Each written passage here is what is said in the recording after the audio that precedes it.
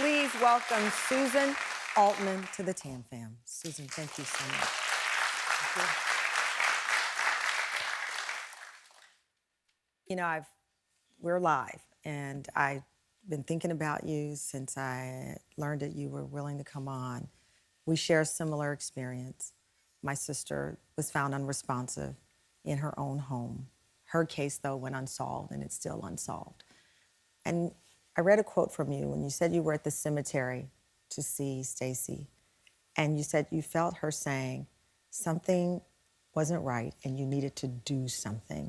You felt that she was speaking to you to do more and help solve her case. Tell me about that moment. I just had chills come over my body, and I felt like she was giving me a message. And she spoke to me, and I was with my aunt, and I told my aunt what my feeling was, and my aunt did not dismiss me. She put me in the car when we were leaving, and she dialed homicide, and that was the beginning.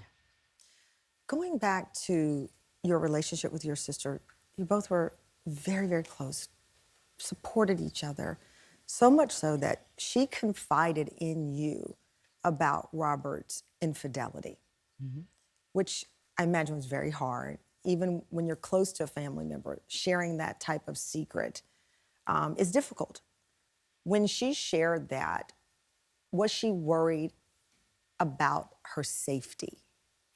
I don't think she, listen, I think she was worried about her safety. She had told me that he told her that he would never divorce her, that he was a product of a divorced family, and he would never do that to his children. And she knew that he was not going to divorce her. What was your feeling about him throughout their marriage? I never had a good feeling about him. Never. From the beginning. He was just, I didn't like the way he treated her. One summer I was with her and I was witnessing the way he was talking to her. And I said, "Why do you let him talk to you like that?" And she said, "I know how to handle him. I know how to deal with him. I don't do what he says." And it was a clear situation of domestic violence that I didn't understand at the time, that she didn't understand at the time. She said she didn't want to be a single mom. It's too hard. And she just, was there for her kids all the time and put up with what she thought she was doing to have this, beautiful family with the white picket fence. Well, and that's the struggle in reading your story and her journey together. You witness something, right? And you wonder, how far are you supposed to go? How far are you supposed to speak up and say, "Stacy, this isn't right," or those words that we now know we shouldn't utter, "You should leave." Right. It's a guilt that lingers when you look back at the result. Sure. But at the time, you didn't know what to say or how far to go. Exactly. We tried. We tried so hard. She would leave him. He would promise to change and to go to therapy and to do this and do that. And he would always bring her back. It was, for me, what I know now, it was textbook domestic violence. Domestic violence is not just hitting somebody. It is physical, it's emotional. It's It's financial. And there was a power, he had power over her. He was controlling her. I know that now, looking back, but when I was in the moment, I just didn't know what that was. The break in this case is really incredible. A woman came forward saying that she was having an affair with Robert. She contacted police, and a new medical examiner decided to review the case. Do you believe if this woman had not come forward that there would be that break? Or you'd be waiting? I think we eventually would have gotten to the end, but we would not have had a solid case when the DA finally accepted the case. The DA told me the 3 years that I was fighting to get him arrested, the DA said, "We only have one chance, and I'm not going to take it until we have what we need." So the new medical examiner and this woman who came forward they were the team that was enough to take the case forward. Yeah.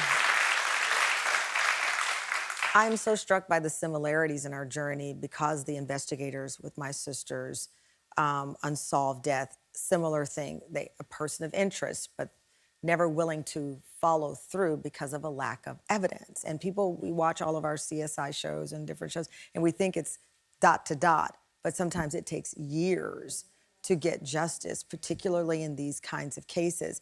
There was also an issue of $750,000 life insurance policy with your sister that he started spending. He never worked an honest day's job in his life. And as soon as after he killed her and he cashed in the life insurance policy, he's obviously stopped whatever work he was doing. He stopped. He spent that money. He got arrested, and then he had about $550,000 left, and he was able to hire a private defense attorney, a very high-powered private defense attorney.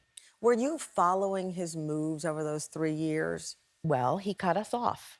He cut my family off from his family. I hadn't spoken to the children for probably a year and a half before the arrest.